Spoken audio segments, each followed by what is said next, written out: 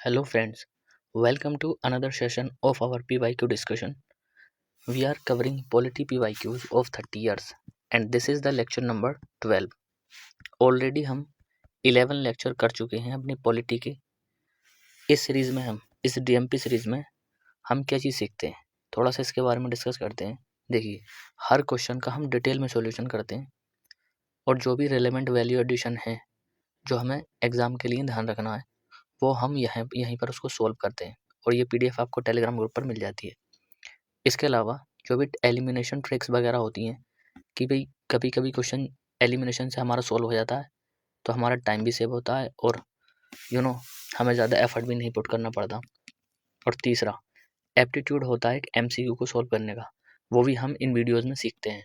इसके अलावा जो भी एग्जामिनर के द्वारा ट्रैप्स और हैक्स क्वेश्चन के अंदर सेट किए जाते हैं उन क्वेश्चन को भी हम ईजिली देखते हैं और उसको हम फाइंड करते हैं कि कहाँ पर एग्जामिनर ट्रैप सेट करता है क्वेश्चन के अंदर।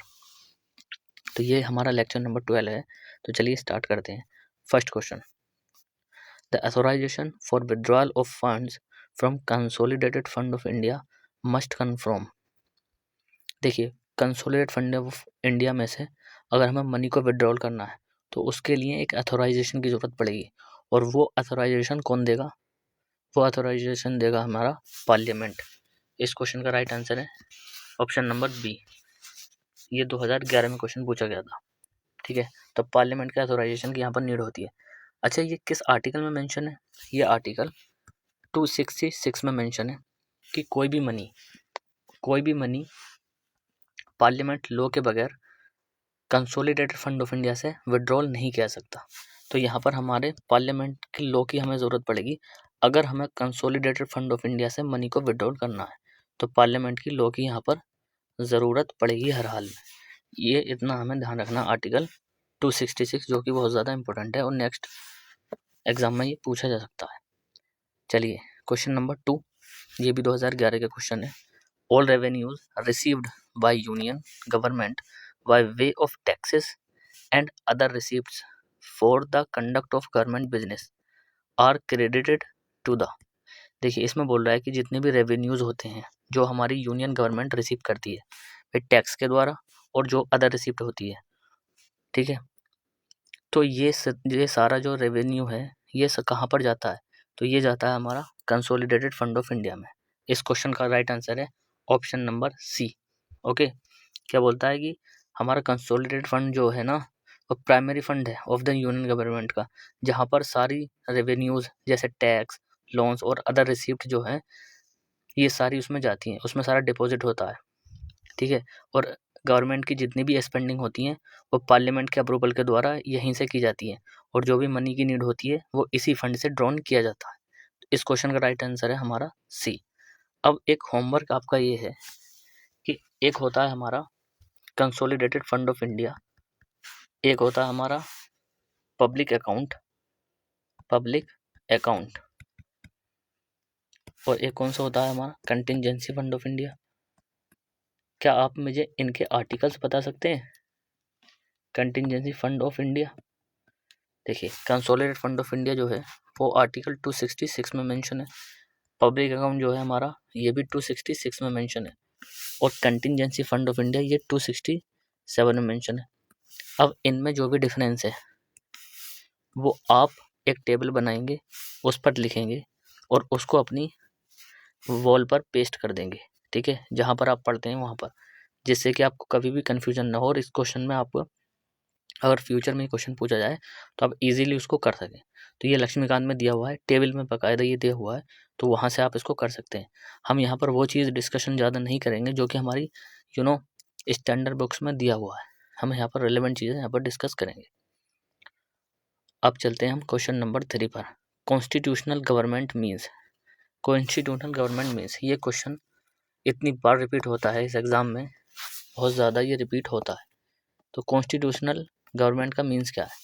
एक थंब रूल मैं आपको बता देता हूँ। जब भी फ्यूचर में क्वेश्चन आए कि कॉन्स्टिट्यूशनल गवर्नमेंट का मीन क्या है तो हमें देखना लिमिटेशन, जहाँ पर भी गवर्नमेंट को लिमिट किया जाएगा वही कॉन्स्टिट्यूशनल गवर्नमेंट होती है। ठीक है, क्योंकि ये क्वेश्चन रिपीट ज़्यादा होता है। फर्स्ट ऑप्शन देखते हैं, a representative government of a nation with federal structure. भाई एक रिप्रेजेंटेटिव गवर्नमेंट होगी नेशन की जिसमें फेडरल स्ट्रक्चर होगा, इसमें कहीं भी गवर्नमेंट की पावर को लिमिट नहीं किया जा रहा। Second, a government whose head enjoys nominal powers. ये गवर्नमेंट है जिसका हेड नॉमिनल पावर्स को एंजॉय कर सकता है। चलिए, government whose head enjoys real power, ठीक है, रियल पावर एंजॉय करता है। लेकिन आप डी ऑप्शन देखिए, a government limited by the terms of the constitution. भाई एक गवर्नमेंट को कॉन्स्टिट्यूशन के टर्म्स के द्वारा लिमिट यहाँ पर किया जा रहा है कि जो भी कॉन्स्टिट्यूशन के बाहर वो कोई कार्य नहीं कर सकती, ठीक है। तो गवर्नमेंट अपना जो है ना अथॉरिटी ज़्यादा नहीं इम्पोज कर सकती, उसको अपनी लिमिट में रहना पड़ेगा, कोई भी रूल्स बना करके पीपल के ऊपर इम्पोज नहीं कर सकती। इस क्वेश्चन का राइट आंसर है ऑप्शन नंबर डी, ठीक है। अब चलते हैं हम अपने नेक्स्ट क्वेश्चन की तरफ। नेक्स्ट क्वेश्चन क्या है हमारा, we adopted parliamentary democracy based on British model. भाई हमने जो है पार्लियामेंट्री डेमोक्रेसी को अडॉप्ट किया ब्रिटिश का मॉडल पर, but how does our model differ from this model. लेकिन ये बताइए कि हमारा मॉडल उस मॉडल से डिफर कैसे है, ब्रिटिश मॉडल से कैसे डिफर है। चलिए देखते हैं। First statement, as regards legislature the British parliament is supreme और sovereign, but in India the power of the parliament is to legislate is limited. ऐसा बोला जा रहा है कि जो ब्रिटिश की पार्लियामेंट है वो सुप्रीम है अपने आप में, ठीक है, वो सुप्रीम है, लेकिन इंडिया में पार्लियामेंट की पावर को लिमिट कर दिया जाता है। तो ऐसा तो है हमारा यहाँ पर कि पार्लियामेंट जो भी लॉ बनाती है उसको कॉन्स्टिट्यूशन के द्वारा कॉन्स्टिट्यूशनलिटी उसकी चेक की जाती है सुप्रीम कोर्ट के द्वारा। तो ये ऑप्शन तो हमारा राइट है कि भाई हमारी पार्लियामेंट तो लिमिट है, ऐसा नहीं है सोवेरियन जैसा कि ब्रिटिश में। Second, in India matters related to constitutionality of the amendment of an act of parliament are refer to the constitutional bench by supreme court. Yes, जैसे कि हमने भी डिस्कस किया, वही बात तो इसमें बोली जा रही है कि भाई कॉन्स्टिट्यूशनलिटी जो होती है ना किसी भी अमेंडमेंट की, उसको पार्लियामेंट कॉन्स्टिट्यूशनल बेंच को रिफर करती है, और ये कॉन्स्टिट्यूशनल बेंच किसकी होती है, सुप्रीम कोर्ट की होती है। हेल्ड किसके द्वारा की जाती है, सुप्रीम कोर्ट के।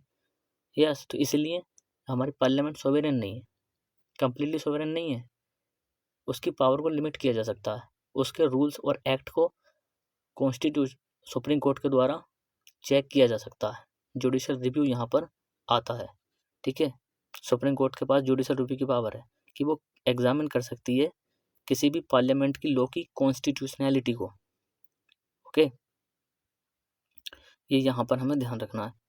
तो इस क्वेश्चन का राइट आंसर क्या था, 1 और 2 दोनों करेक्ट हैं, option number C is the right answer.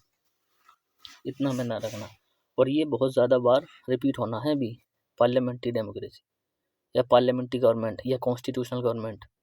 आप मुझे बताइए, जुडिशियल रिव्यू की पावर मैंने लास्ट सेशन में या उससे लास्ट सेशन में डिस्कस किया होगा, जुडिशियल रिव्यू किस केस में आया था। ये तो बहुत बेसिक क्वेश्चन है, अब इसका आंसर आप कमेंट बॉक्स में दीजिए। अब यहाँ पर हम थोड़ा सा ये डिस्कस करते हैं कि ब्रिटिश मॉडल और इंडियन मॉडल में और क्या डिफरेंस है। भाई ये थोड़ा सा डिफरेंस अभी पार्लियामेंट के ऊपर पूछा, ये तो आपको जवाब देना है इसका, जुडिशियल रिव्यू का किस केस का ये आया था, यहाँ पर मुझे डिस्कस करना है ताकि फ्यूचर में जो क्वेश्चन इससे बने हम उसको गलत नहीं करें। देखिए यहाँ पर हम लिखते हैं इंडियन मॉडल,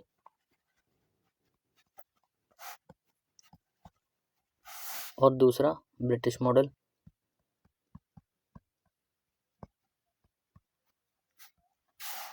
ओके, जब मैं बात करता हूँ इंडियन मॉडल की, तो इंडिया में क्या है, इंडिया में क्या है, फर्स्ट रिपब्लिकन सिस्टम है इंडिया में। रिपब्लिकन सिस्टम का मीन क्या है, रिपब्लिकन सिस्टम का मीन ये है कि जो हमारा स्टेट हेड होगा ना वो इनडायरेक्टली इलेक्ट होगा, इनडायरेक्टली इलेक्टेड होगा। इसमें क्या बोला जाता है कि जो हेड होगा स्टेट का,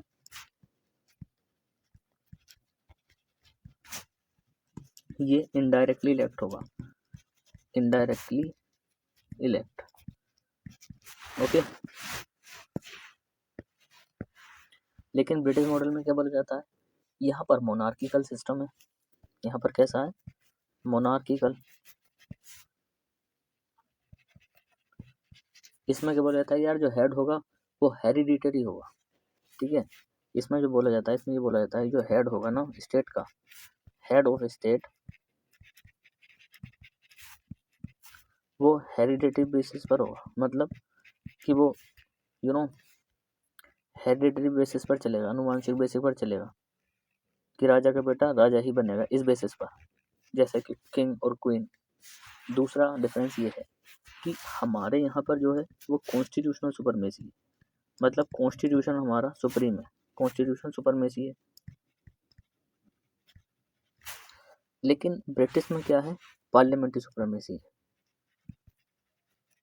पार्लियामेंट्री सुपरमेसी। हमारे यहाँ कॉन्स्टिट्यूशन है, ये भी हमें ध्यान रखना है। एक डिफरेंस और है, ये बहुत ज़्यादा इम्पोर्टेंट है, कि हमारे यहाँ पर जो पीएम होगा वो किसी भी हाउस से हो सकता है, पीएम हमारा किसी भी हाउस से हो सकता है, या तो अपर हाउस से या लोअर हाउस से। लेकिन ब्रिटिश में ऐसा नहीं है, ब्रिटिश मॉडल में ऐसा बोला गया है कि जो पीएम होगा वो लोअर हाउस से होना चाहिए। इसमें बोला गया है PM should be from lower house, भाई लोअर हाउस से होना चाहिए। अब और डिफरेंस देख लेते हैं, एक और डिफरेंस है कि हमारे यहाँ पर क्या होता है कि कोई भी अगर मेंबर है वो किसी भी हाउस का मेंबर नहीं, मान लीजिए कोई पर्सन है वो किसी हाउस का मेंबर नहीं है, लेकिन वो मिनिस्टर बन सकता है 6 महीने के लिए।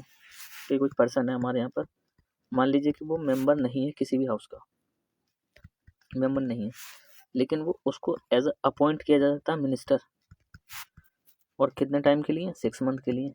6 मंथ बाद वो किसी भी हाउस की मेंबरशिप ले सकता है, तो 6 मंथ के लिए हो सकता है, अंडरस्टूड।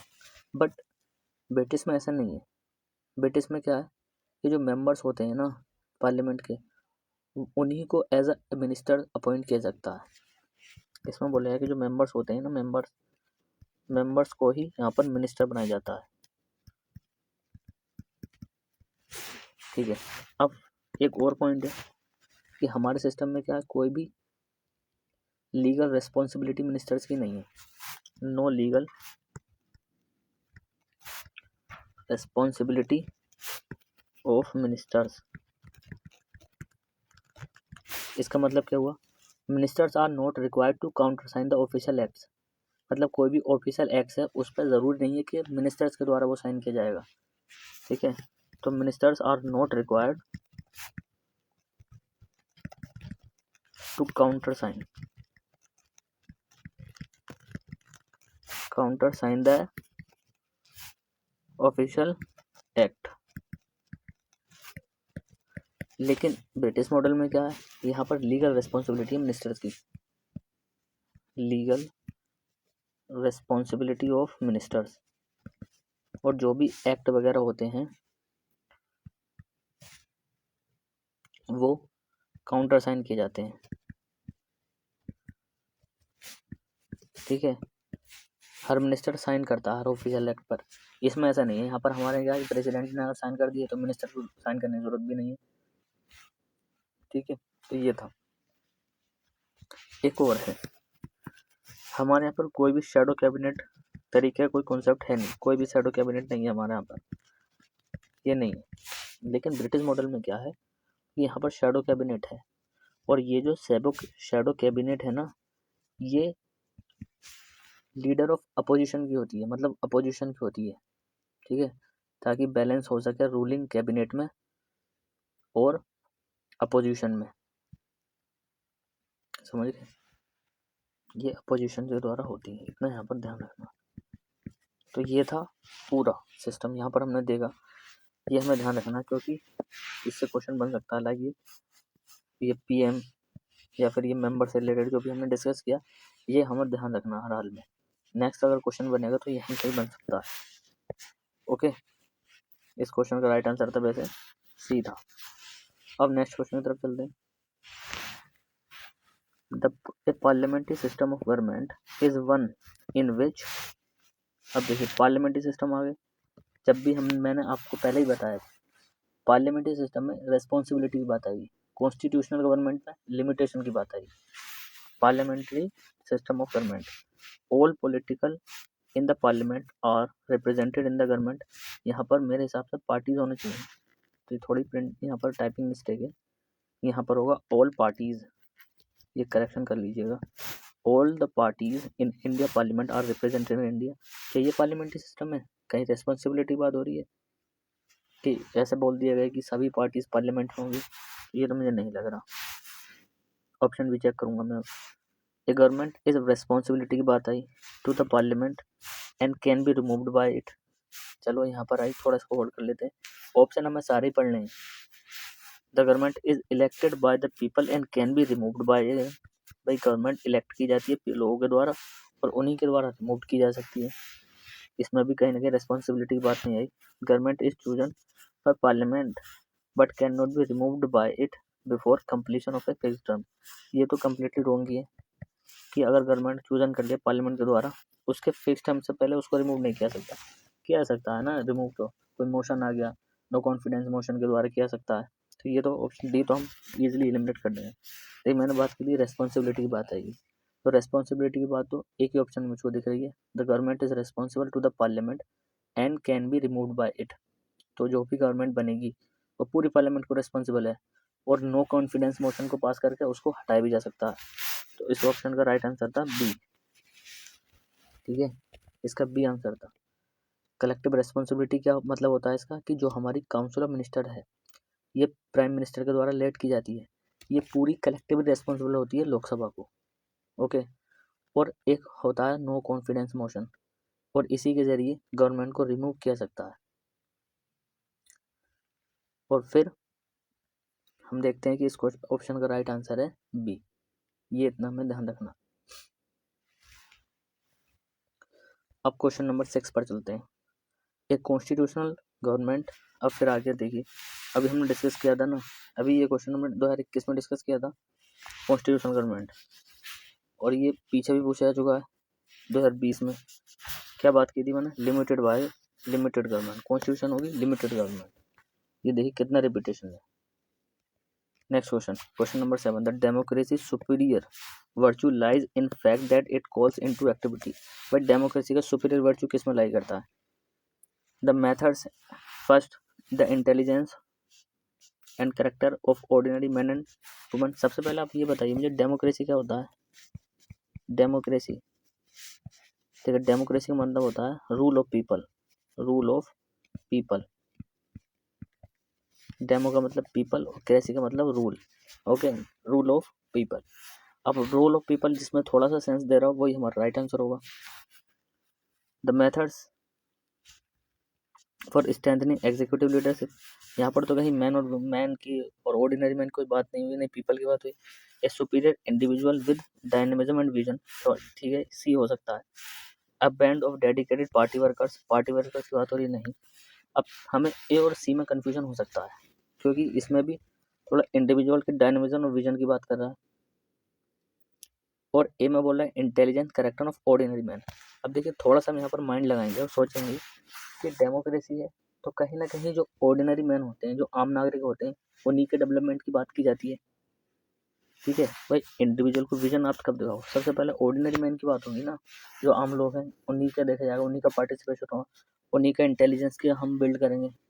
तो कहीं ना कहीं intelligence and character of ordinary man and women, इसी में डेमोक्रेसी का सुपीरियर वर्चू लाई करता है। तो एज कम्पेयर टू सी, ये ज़्यादा हमें ज़्यादा अप्रोप्रिएट लगता है, इसीलिए हम ऑप्शन नंबर ए के पास जाएंगे। कन्फ्यूजन हो सकता था एग्जाम में, लेकिन सबसे पहली बात यहाँ से हमें सीखनी है कि हमें 4 ऑप्शन अच्छे से पढ़ने हैं, उसके बाद हमें अपने कंक्लूजन पर और फाइनल आंसर पर पहुँचना है। Understand now. Question number 8, there is a parliamentary system of government in India because, इस पर पार्लियामेंट्री सिस्टम कहीं ना कहीं रेस्पॉन्सिबिलिटी की बात हो रही होगी। देखते हैं, Lok Sabha is elected indirectly by the people. Okay, parliament can amend the constitution, कर सकती है, ये तो कर सकती है, लेकिन ये क्या पार्लियामेंट्री सिस्टम है? Rajya Sabha can not B dissolve, ये भी पार्लियामेंट्री सिस्टम नहीं है। Council of minister is responsible, यही हमारा करेक्ट आंसर है। देखिए पूरी गवर्नमेंट जो होगी वो पार्लियामेंट को रेस्पॉन्सिबल होगी, और काउंसिल ऑफ मिनिस्टर जो होगी वो लोकसभा को रिस्पॉन्सिबल होती है। ये ध्यान रखना, ये ऑप्शन में आता है बार बार। Question number 9, a constitutional government फिर आ गया, क्या था? Limited government, limited government. Okay, 2014 में भी ये क्वेश्चन पूछा गया था। देखते हैं लिमिट कहाँ पर होती है government. Place effective restriction on individual liberty, मतलब देखिए इस स्टेटमेंट में ये बोल रहा है कि इंडिविजुअल लिबर्टी पर रेस्ट्रिक्शन लगाई जाती है in the interest of state authority, state authority के इंटरेस्ट में इंडिविजुअल की लिबर्टी पर रेस्ट्रिक्शन लगा रही है। तो ये यहाँ पर कहीं गवर्नमेंट लिमिट हुई, यहाँ पर तो गवर्नमेंट को ज़्यादा पावर मिल जाएगी ना, और इंडिविजुअल की लिबर्टी और फ्रीडम को यहाँ पर कर्टेल किया रहा है। अब सेकंड पढ़िए, effective places effective restriction on the authority of state in interest of individual liberty. भाई इफेक्टिव रेस्ट्रिक्शन लगती है अथॉरिटी ऑफ स्टेट पर, अथॉरिटी ऑफ स्टेट पर, गवर्नमेंट पर लगती है, जो रेस्ट्रिक्शन लगती है गवर्नमेंट पर लगती है, और लोग इंडिविजुअल लिबर्टी के इंटरेस्ट में। ये बिल्कुल सही है। अगर ये इसी ऑप्शन से तो ये लिमिटेड गवर्नमेंट थोड़ा एक्सप्लेन हो रहा है, नहीं हो रहा, इसलिए हमारा ये सेकंड सही है और फर्स्ट होंगे। और इस क्वेश्चन का राइट आंसर है ऑप्शन नंबर बी। आया समझ में? इस तरीके से हमें हर क्वेश्चन को सोल्व करना है। हर वर्ड, हर क्वेश्चन का हर वर्ड इंपॉर्टेंट है, उसको समझिए, उसको सीखिए। टेस्ट सीरीज लगाने से ज़्यादा फायदा नहीं होता जितना पीवाई को करने से होता है। और लास्ट क्वेश्चन है 10, advocate general of state in India is appointed by president. कहीं ना कहीं अपॉइंटमेंट में ही ट्रैप होता है, ये भी हमें ध्यान देना। Upon the recommendation of the governor of the state, concern state. Second, as provided in civil procedure, high court have original appellate advisory jurisdiction at the state level. अब यहाँ पर देखिए, यहाँ पर इसने क्या खेल खेला, दोनों यहाँ पर इसमें देखिए ये बोला है कि एडवोकेट ऑफ स्टेट, यहाँ पर स्टेट एडवोकेट होता है, अटॉर्नी जनरल तो नहीं बोला। जब अटॉर्नी जनरल नहीं बोला, एडवोकेट ऑफ स्टेट बोला, तो ये तो गवर्नर के द्वारा अपॉइंटमेंट होनी चाहिए। प्रेसिडेंट यहाँ पर क्या कर रहा है? तो ये फर्स्ट स्टेटमेंट करेक्ट हो गया, इनकरेक्ट हो गया। सेकंड में कन्फ्यूजन हो सकती है। इसमें बोला है कि जो सिविल प्रोसीजर कोड है इसमें प्रोवाइड किया गया है कि हाई कोर्ट के पास ओरिजिनल एप्लेट और एडवाइजरी जुरिडिक्शन होगी, बट ऐसा नहीं है। ये सारे प्रोविजन कॉन्स्टिट्यूशन में दिए हुए हैं, ये सारे प्रोविजन कहाँ पर दिए हुए हैं? कॉन्स्टिट्यूशन में दिए हुए हैं। इस वजह से ये स्टेटमेंट यहाँ पर रॉन्ग होगा, और इस क्वेश्चन के दोनों स्टेटमेंट होंगे, और ऑप्शन नंबर डी यहाँ पर हमारा राइट आंसर है। ओके, तो ये था हमारा आज का डिस्कशन। उम्मीद करते हैं कि आपको डिस्कशन अच्छा लगा होगा। अब मिलते हैं नेक्स्ट सेशन में मिलेंगे। उससे पहले मैं आपको बता दूं कि पॉलिटी का 100 क्वेश्चन का टेस्ट जो हमने डिस्कस किए थे, सारे 10 सेशन लिए थे हमने, उनका 100 क्वेश्चन का टेस्ट है, वो टेलीग्राम चैनल पर अपलोड हो गया है। उसको आप लगाइए और उसमें देखिए कि आप कितने क्वेश्चन सही कर पाते हैं। पीवाईक्यू सारे 100 क्वेश्चन वो पीवाईक्यू हैं, आपका रिवीजन भी हो जाएगा। और बहुत जल्द मैं उसका फिर एक पूरी 100 क्वेश्चन की एक वीडियो रिकॉर्ड कर दूंगा, लगभग वो हाफ एन आवर की वीडियो होगी। उसमें आपका अच्छे से और रिवीजन हो जाएगा। बार बार आप उस वीडियो को देख लीजिएगा, रिवीजन भी हो जाएगा और आपका टेस्ट भी उसको लगा दीजिएगा। ओके, और इस सीरीज में बने रहिए। अब हम मिलते हैं नेक्स्ट सेशन में।